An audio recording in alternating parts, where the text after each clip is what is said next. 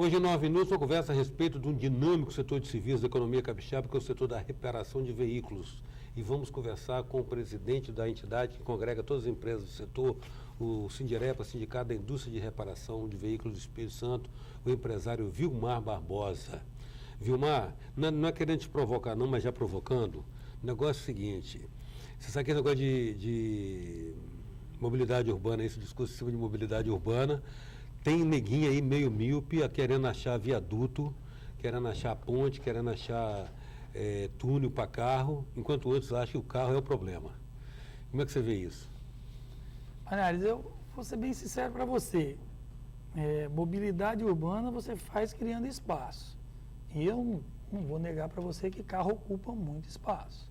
Né? Uhum. Então, como engenheiro, não é a melhor solução. Né? Eu não enxergo mobilidade urbana em você querer criar vias rápidas para veículos. Eu entendo mobilidade urbana em situação de massa, independência transitável, né? Metrô de superfície, criar áreas de acesso de veículo até determinado ponto e dali para frente você tem que usar o transporte público, planejamento, desenvolvimento setorial por ordem de permanência, rotatividade, mas esses modelos que vêm sendo empregados aí, como engenheiro, não é a minha área, mas eu vou te dizer, como reparador de veículo, todo lugar que você fizer para carro, o carro vai ocupar espaço. Igual açúcar e formiga, né? Não tem jeito. Igual açúcar e formiga. Vai Admirável. Uma vez empresário do setor, não, fazendo esse reconhecimento, entendeu? Porque, infelizmente, na nossa cultura brasileira, a soma das partes é maior que o todo. Cada um puxa para o seu cantinho. Você sabe disso, né? Cada um puxa para o seu canto, mas perde a visão do coletivo. Se você estiver defendendo só o interesse do seu setor aqui, é justo e é legítimo, né? Aliás, você é altamente remunerado como presidente do Sindirepa para isso. Mas perde a perspectiva do conjunto. Eu fico empolgado pela remuneração alta. Perde a perspectiva do coletivo. E falo para você pior, né? Dentro da estrutura não muda em nada. É esse que é o problema. A partir do momento que você tem um excedente de veículos circulando, você tem um excedente de massa parada. E a massa parada, ela só tem consumo. Ela não tem, né? Ela não tem desgaste, ela não tem uma série de coisas aí que não é o foco do nosso trabalho. Uhum. O nosso trabalho é você ter carro circulando, atendendo a necessidade, cliente satisfeito, você entendeu? É outro universo.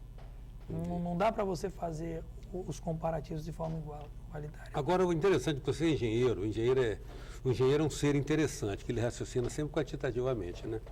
Tem um amigo engenheiro, colega seu que você conhece muito, que ele, quando vai analisar o desempenho do Brasil nas Olimpíadas, ele pega a série histórica, calcula quantas medalhas de prata você teve, quantas medalhas de ouro, ele já consegue até antecipar e prognosticar. Ele já faz a matemática. Nós vamos tirar umas 4 moedas de ouro, umas 17 moedas de prata e tal, mas o número às vezes falseia, né? Mas falseia por causa do investimento. O número falseia. Se você pegar uma época que você vai fazer um bom investimento no negócio, então a chance de aumentar é maior. Mas se você pegar o valor médio de toda a situação, quando você tem um panorama histórico ali mediano, o resultado é... A matemática ela é muito simples, você entendeu? A média continua sendo média de qualquer forma. Você sabe que os que não são matemáticos acham que a média é ficção estatística. Se você botar a cabeça no forno e o pé na geladeira, o umbigo vai ficar temperadinho. Só que tem um probleminha. No fogo ela queimou e na geladeira congelou. Não tem problema nenhum. Agora, mas é bom conversar com o engenheiro por causa disso, que essa visão quantitativa. É dentro dessa visão quantitativa que você sabe que, por exemplo, que no universo de 1.400.000 carros, deve ser a nossa frota. Hoje estimada é 1.400.000. Você tem aí o quê? 20% de sinistro de acidentes? A média que a seguradora faz é menor. Ela faz em torno de 10% a 15% é a média das seguradoras. Mas hoje o índice deve estar batendo na casa dos 20%. Na casa dos 20%, a gente já projeta, então, aí 280 mil acidentes ano para fazer a delícia do mercado, né? Eu vou te falar um negócio pior. Estima-se que, com o número de tráfego que nós temos hoje nas rodovias nacionais, a cada motorista que rodar 2 milhões de quilômetros, ele vai sofrer um acidente grave. Então você pensa um motorista de ônibus que faz o círculo dele todo dia. Ele pode ser 100% perfeito, Sei. mas a exposição dos demais àquela mobilidade dele vai gerar o acidente. Entendeu? Uhum, entendi. Mas eu quero... Dificilmente ele vai romper Mas a casa eu dos dois estou mil. querendo focar essa conversa nossa nesse aspecto agora, mais pela perspectiva da demanda. Vocês têm uma demanda potencial, no caso do Espírito Santo, aí de 200 e tantos mil carros ano, aproximadamente. E o setor experimentou uma modernização até a tranco, né? até a toca de caixa, né, Vilmar, nos últimos 20 anos. Desde que o Collor bradou que nossos carros eram carroças, a verdade é que um dos bons legados do Collor foi isso, né? Foi essa abertura, né? A evolução tecnológica do setor de veicular veio a partir da abertura do Collor. Ninguém vai negar isso, né? O Brasil teve grandes experimentos e nós tivemos o conhecimento das tecnologias de ABS, injeção. Isso nós devemos à era Collor. Tem uma série de antecedentes aí, né, que a gente não precisa comentar, mas essa bondade, com certeza. A evolução tecnológica hoje chegou. Nós temos hoje tecnologia veicular para, vamos dizer assim, quase 90% de todos os ocorridos que você vai ter. Né? Você tem barra de proteção lateral, você tem fusível de impacto, né? Os carros bons hoje, eles vêm equipados com uma série de proteção que dificilmente, num processo de colisão normal, você vai atingir os passageiros que estão lá dentro. Em 9 minutos nós estamos conversando com o Vilmar Barrosa, do presidente do Sindicato da Indústria de Reparação de Veículos do Espírito Santo. Voltamos já.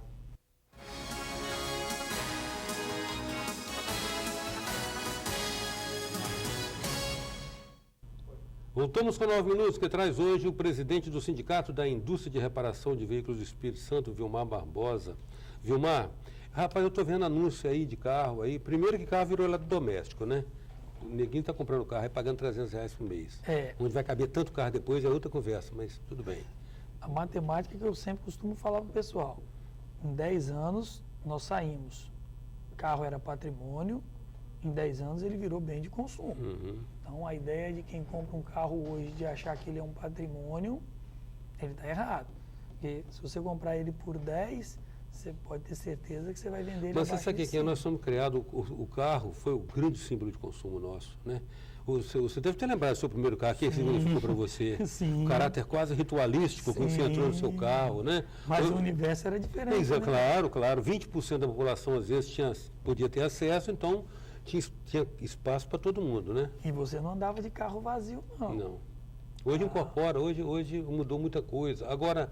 A individualidade sobrepôs hoje. Sobrepôs. Só que é o seguinte, se você se lembrar de que 40 anos atrás a gente cantava 90 milhões de ação, o Brasil dobrou a população em 40 anos. Sim. Né? Então, ou seja, não cabe, é uma questão meramente de impossibilidade física de caber isso tudo. Agora tem outro aspecto, e é isso que é provocante, eu acho provocante. Rapaz, os carros hoje, as fábricas estão dando garantia de carro de 6 anos. Como é que fica os consertos desse carro? Não, o conserto, a rotatividade do veículo não muda. Você Sei. tem um carro com garantia de 6 anos, mas se ele bater ali, você tem que consertar.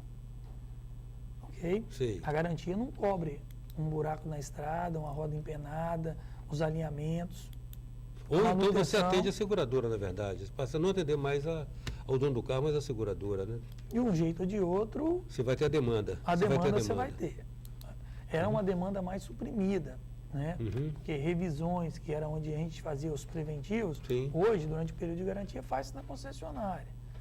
Né? Uhum. Quando a concessionária consegue atender, né? Uhum. Porque hoje nem todas as concessionárias conseguem atender o estado inteiro. Muitas das oficinas fazem a manutenção para as concessionárias ainda. Mas a tecnologia embarcada, o avanço tecnológico do setor também reduziu muitos defeitos e quebras, não, Vilmar? Não, o carro hoje ele tem um padrão de qualidade hoje melhor. Uhum. Né? O processo da injeção eletrônica, você vê com os motores que têm uma durabilidade maior, mas isso não acaba. Eu ainda continuo quebrando correia dentada, você empena a válvula, você tem problema de junta de cabeçote. Esses problemas naturais da mecânica não tem jeito. Esses vão acontecer. Agora, o carro que fica no trânsito, Tem problema de temperatura. Sim. Agora, o que explica a redução, digamos assim, expressiva do número de oficinas no Espírito Santo? O poder de competitividade. É? O poder de competitividade mudou. E hoje, no caso hoje, se você pegar os números dessas oficinas reparadoras no Espírito Santo, ela é mais grave que nos outros estados. Porque nós temos um problema tributário. Né? A tributação da oficina é mais independente está mais pesada. É mais pesado que a da concessionária? Pelo perfil de nossas oficinas. Então, hoje, o grande entrave nosso é esse. Mas, olha, nós ainda temos oficinas hoje, reparadoras independentes, muito melhor do que muita concessionária. Você tem oficina reparadora independente aí que é um espelho, que é um modelo ainda, né? Então, existem altos investimentos. E é um setor que se renova a cada dia busca uma situação nova e consegue atender todas as tecnologias, né? Você chega muitas vezes numa concessionária, ela atende só a tecnologia embarcada dela, né? Se você chegar com outro modelo ali, ela não... É grego para ela. É grego para ela. Mas você liberou muita mão de obra, né, Vilmar? Olha, o setor perdeu... Qualificou muita e liberou Qualificou muito, mas perdeu muito. Perdeu muito, né? Para muitos outros setores, nós perdemos muita mão de obra. E tem que lembrar que o mecânico ele é um profissional que ele tem que se adaptar ao meio, né? Sim. Ele tem que se sentir em casa, porque ele é um artista, né? Agora, outra coisa também é o seguinte, uma lei que não pegou foi da inspeção veicular, né? No Espírito Santo não pegou, né? Então, isso tem tirado um pouco e gerado um pouco de um outro trabalho. Eu costumo falar que nós temos uma balança. Quando você perde no preventivo, você ganha na colisão. Quando você perde na colisão, é porque você está crescendo o preventivo. Então, no caso do setor, do ponto de vista de demanda, o que é melhor para vocês? Para todo mundo, o melhor é o equilíbrio. É o equilíbrio. É a prevenção proporcional à colisão. Esse é o melhor ponto. É mais barato, o seguro fica mais barato, o número de problemas sociais, porque colisão sempre gera desgaste social. É briga de saber quem paga, quem não paga. Quando morre um, fazer justiça. Trânsito é o problema, né? Eu costumo falar o seguinte, a melhor forma para se resolver é o equilíbrio. Agora, é um equilíbrio de um quantitativo monstruoso. Nós estamos falando de 1.400.000 veículos no mesmo número de vias que nós tínhamos há 10 anos atrás. Entendeu? Eu falo, BR-101. Você faz regularmente essa viagem daqui a Linhares, né? Sim. Regularmente. Você imagina o seguinte, essa rodovia foi desenhada aí há... 1969. 1969, nós estamos falando de 40 anos, então. Isso 40 anos atrás. Então, você imagina o seguinte, numa faixa de asfalto de 8 metros, você tem 2 fluxos de trânsito. Sim. Você está querendo matar a gente, E nós né? saímos... Está querendo matar a gente, que nós né? saímos de um número de 1.000 veículos hora há 10 anos atrás, você entendeu?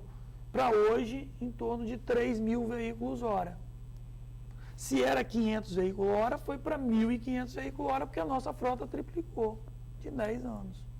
Então, não tem matemática, né, que você vá trabalhar em cima disso.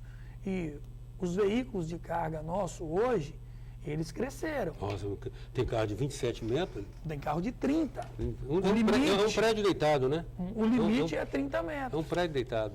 Entendeu? Aí, você sabe que eu vejo, muito, de uma maneira agora muito clara mesmo, é que eu vou admitir que 95% dos acidentes é falha humana. Certo? Eu chutaria um número maior. Maior. Porque Mas olha bem, a gente vamos chegar a 98. Logo, a falha humana é previsível, ela vai acontecer. sim, O que você teria que fazer é evitar a possibilidade dela acontecer, né? é dessa matemática que eu te falei. 2 milhões de quilômetros rodados vai ter um acidente. Não tem. O enredo da matemática não muda. O que seria uma bandeira? Se chegasse a perguntar a você, nós vamos atender Infraestrutura. infraestrutura? A bandeira que o povo tem, a população tem que levantar infraestrutura. Por que na China você faz 45 quilômetros de ponte mar adentro em 2 anos e a nossa infraestrutura para fazer uma ponte aqui de 20 metros demora 3, 4 anos? Pode transferir essa pergunta sua para o governador? Vou Pode, transferir. se ele conseguir responder da mesma forma. Agradeço muito, Vilmar, a sua presença aqui em 9 minutos. Legal ter você. Eu agradeço e a oportunidade de estar aqui com você mais uma vez. Em 9 minutos, a presença do presidente do Sindirepa, Sindicato da Indústria de Reparação de Veículos do Espírito Santo, Vilmar Barbosa. Até já. Sou passageiro.